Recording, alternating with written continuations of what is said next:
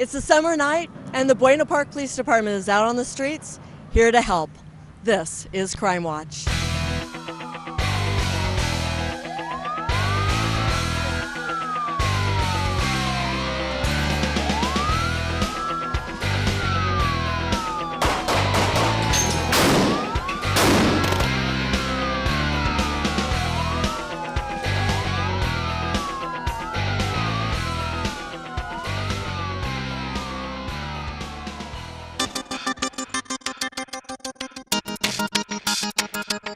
Hello, I'm Corey Sinus. I'm your police chief here in the city of Buena Park. And I want to make sure I keep you updated on things that your Buena Park Police Department is doing to make sure that we continue to provide the highest level of service to you as community members. So recently, over the past 3 years, your police department has been going through an accreditation process. And this accreditation process is through CALEA. And CALEA stands for Commission on Accreditation for Law Enforcement Agencies. It's a national recognized accreditation process that only a few agencies in the country have been able to be accredited through this process. Back in 2013, June of 2013, a couple years after I'd become chief here, I wanted to make sure that our department was doing what they were supposed to be doing and was following best practices and best standards. So I did some research into CALEA and went to the City Council and asked them to approve us moving forward with the accreditation process through CALEA. So since June of 2013, we have been going through what they call a self-assessment process here at the police department with CALEA. And that means that there's over 400 standards that CALEA requires police departments to have, and we have to make sure that our current policies and procedures match those standards. And it's quite a egregious process to go through because we have to change a lot of our policies and procedures. And so we've just recently done that, and we've had what they call an on-site inspection. And that on-site inspection is where we have two objective outside CALEA accreditors come into our police department and take a look at our entire operation, our buildings, our policies and procedures, and what they do is they make sure that we are meeting their standards. And I'm happy to say that just a couple weeks ago we went through that process and we pretty much got a thumbs up that everything was good. There were no issues whatsoever, and we are looking forward to going to a conference, a CALEA conference in Baltimore, Maryland at the end of July to receive our accreditation. Now this is a huge, huge accomplishment for our police department. And it's not saying that we were very good. We were a great police department, but there's always room to improve.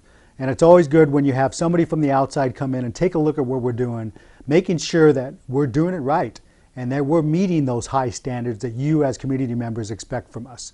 So sometime after the end of July, we will hopefully receive accreditation through CALEA. And I know that the City Council is looking at doing some kind of celebration to recognize the police department for that great accomplishment. And the credit goes to the men and women here at the police department who day in and day out just do a phenomenal job to provide public safety service to this community. And there's a couple of individuals in our department that were assigned as accreditation managers that really put out a lot of effort and really pushed the organization to make sure that they met the timelines that CALEA requires for us to get this all done. But I'm happy to say that July will be the time we will receive accreditation, and I'm really, really excited about it. So you should be excited about it because your kids, your children go to accredited schools. And I always say, why wouldn't you want your police department to be accredited?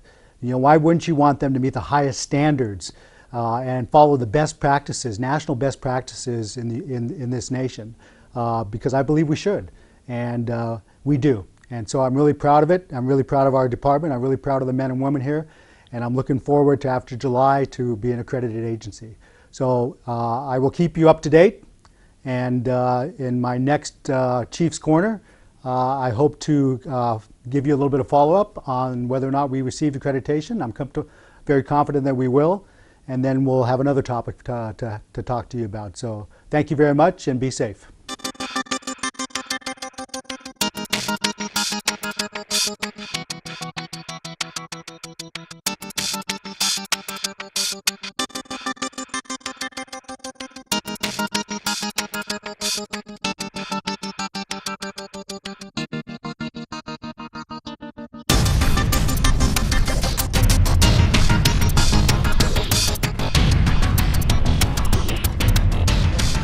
Hello and welcome to Crime Watch. I'm Jane Cameron with Sergeant Michael Lovesick of the Buena Park Police Department. This is an interesting place. Yeah, do you want to explain where we are? This is the Metrolink station in the city of Buena Park. It's up in the north end of our city, and it is a hub where, as you can see, lots of commuters come in from LA, and they go as far down south, I believe, to South Orange County, and places beyond that, even to the east. Like I said, as you can see, it's a very busy hub. And today we were brought here because apparently one of the elevators that they have here was broken. And one of the patrons here was stuck up here. He happens to be in a wheelchair. So we got the call of him saying, "I can't get down, I'm stuck." Is that something that the police department responds on? Yeah, we'll come out for citizen assist like that. I mean, it's if somebody calls for help and they're stranded, I mean, we have to go out and help them. So, but we'll see what we can do to help them out. Now, did you get your big strapping police officers and put them over their shoulder and get them down, or safely, right? Yeah, somehow he got down safely. It's funny. The officers had just gotten him down when we got up here, but I don't know how he got him down. I'm not sure if he carried him down the stairs or not, but he did get him down okay, and we got our people to come out here and take a look at the elevator and make sure it's okay. Well, now that he's down here, he's probably missed his train. So now what happens? Well, we're making arrangements for him to get a ride to his final destination. We have several services that we can call and see if they're willing to come down and give him a ride to his home. So it's interesting because law enforcement isn't always about enforcing the law, it's about working with the community. Absolutely. I mean, we're here to help. That's really what it boils down to. And whether or not it's a criminal activity or assisting people with being victims of a crime, or hey, I'm stuck. I need help, and that's what we're here to do.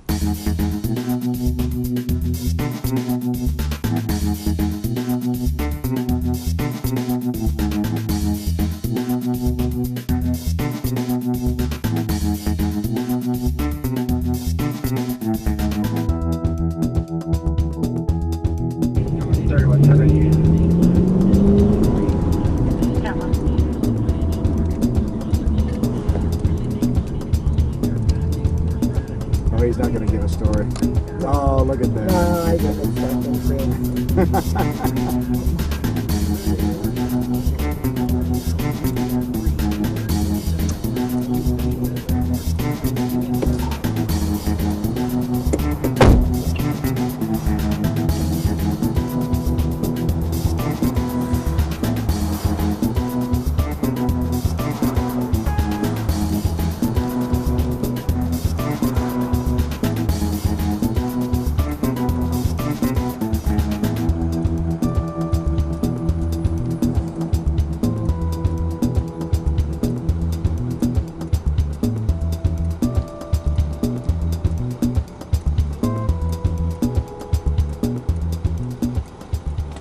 Sergeant, explain to us why we're sitting here at the intersection of Beach and Orange, though, not taking the signal.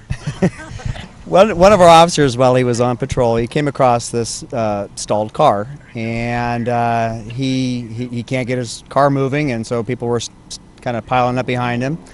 And while he was able to finally get up to the car, he found out that the guy's car is not drivable, it wouldn't start. So what we're doing now is we've relieved that officer so he can go handle other calls, and but we're just going to be waiting for a tow truck now for this guy. So what is the purpose of having a police car sit here behind the car? Well, it offers obviously a better barrier of safety because the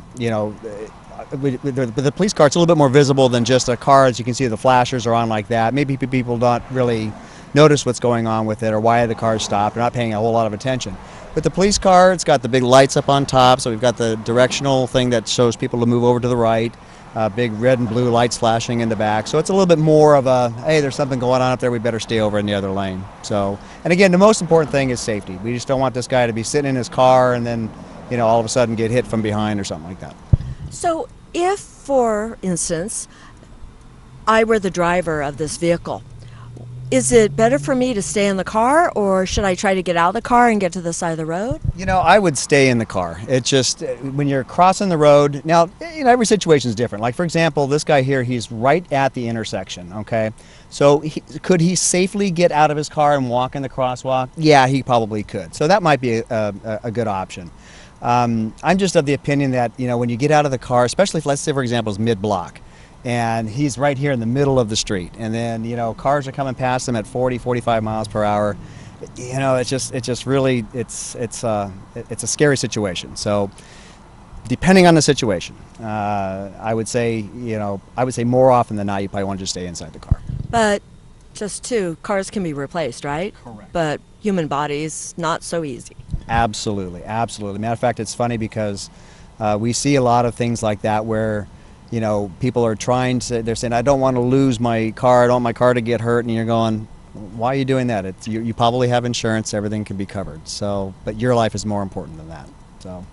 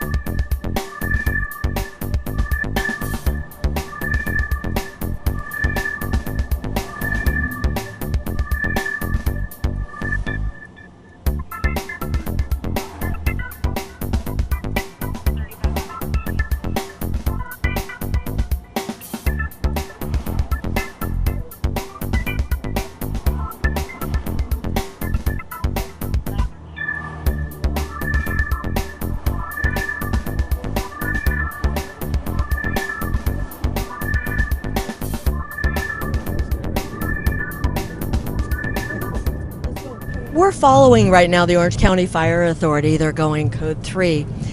It's interesting to see how the cars are, you know. How they're not pulling over? Yeah, it's scary because you see people, and now look how long it took for that guy in the white car to pull over, and he's got this big fire truck coming up behind him with his. Whoa! Yeah, not paying attention.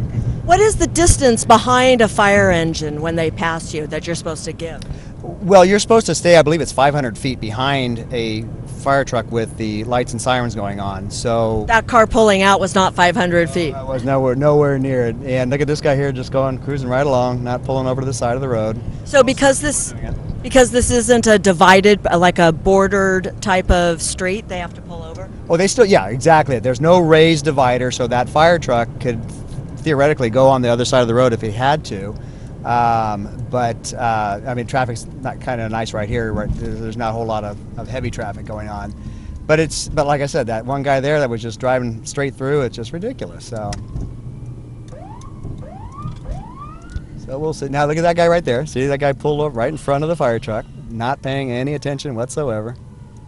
So this is a bird's eye view of issues. Oh, there's another fire engine. Fire truck too. So that's another issue you got to really take into consideration. Is you got multiple fire trucks. I saw him coming from ahead, so I'm going to let him pass since he knows where he's going. It looks like they're going up here to the.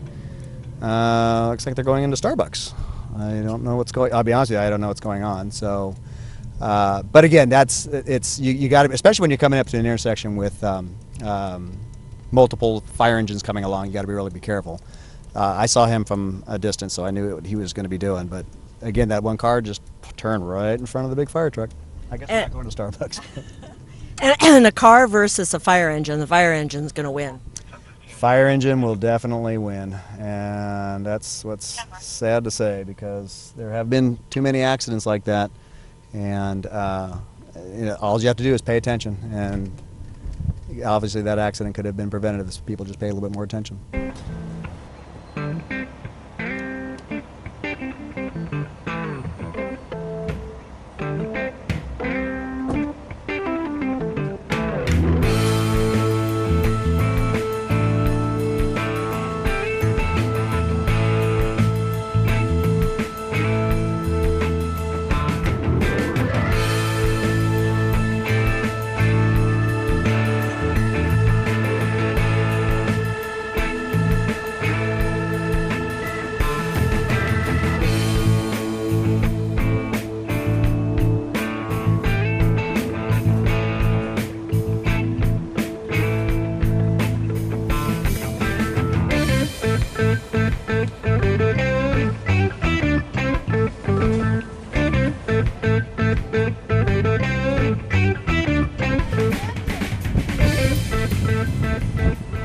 So it looks like everyone has left. Fire, ambulance. What was going on?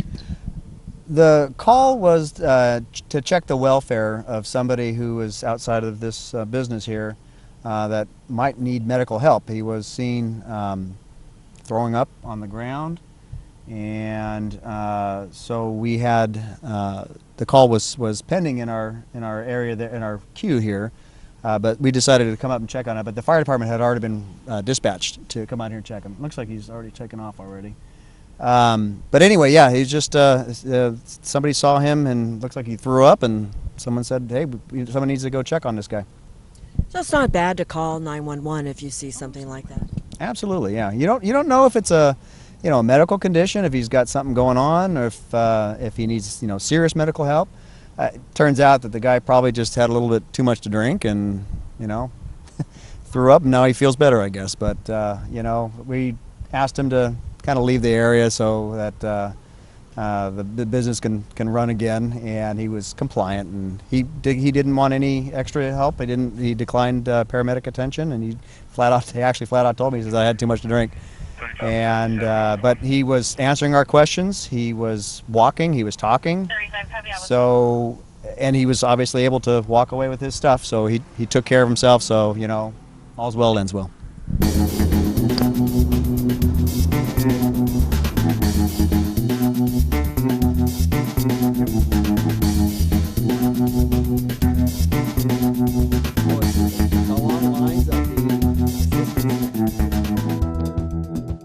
Tell us a little bit about this call that we're going on.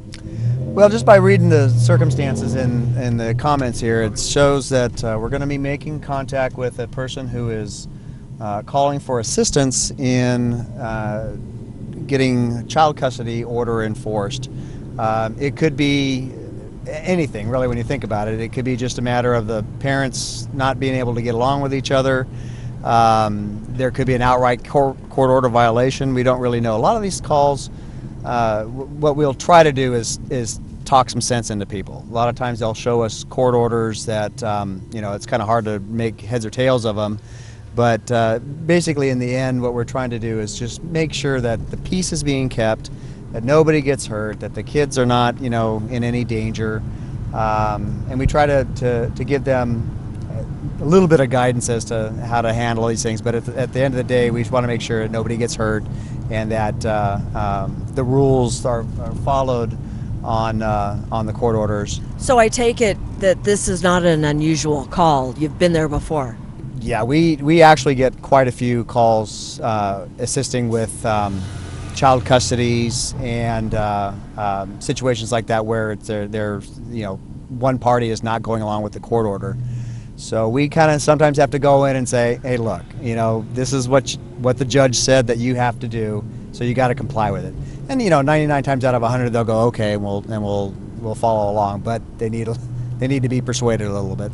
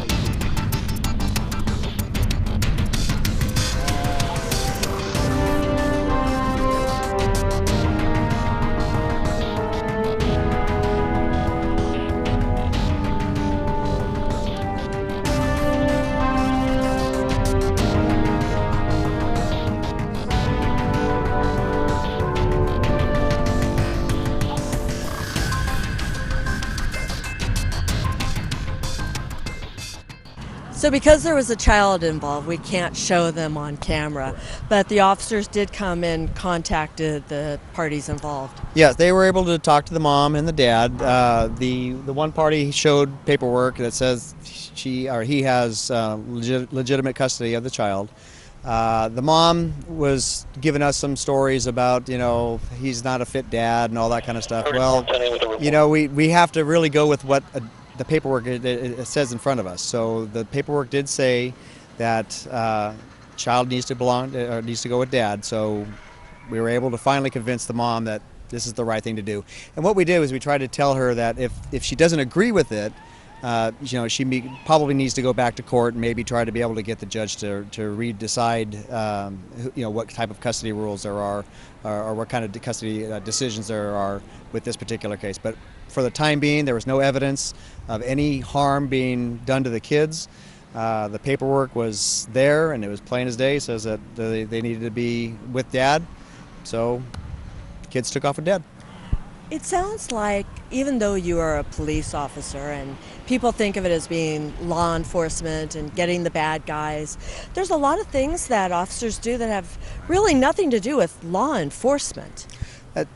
A lot of times we have to be, the peacekeepers of these people who, they just can't get along with each other, and we have to mediate between them to say, this is what you got to do, and this is how the game plays here. And yeah, you're right. It's not just a matter of enforcing the laws. We're here to make sure people get along with each other. So how do the officers have all this knowledge and all those tools to be able to handle all those different kinds of situations? A lot of it comes with just on-the-job training. You can't really send somebody to school to figure out how to handle every situation that pops up.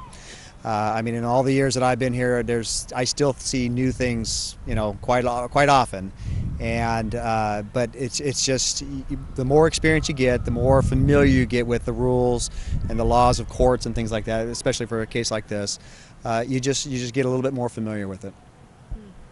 Well, if you have any questions about tonight's show, you can call the Buena Park Police Department at 562-3901 or check us out on the internet at bppd.com. With Sergeant Michael Lovchick, I'm Jane Cameron. Thanks for watching.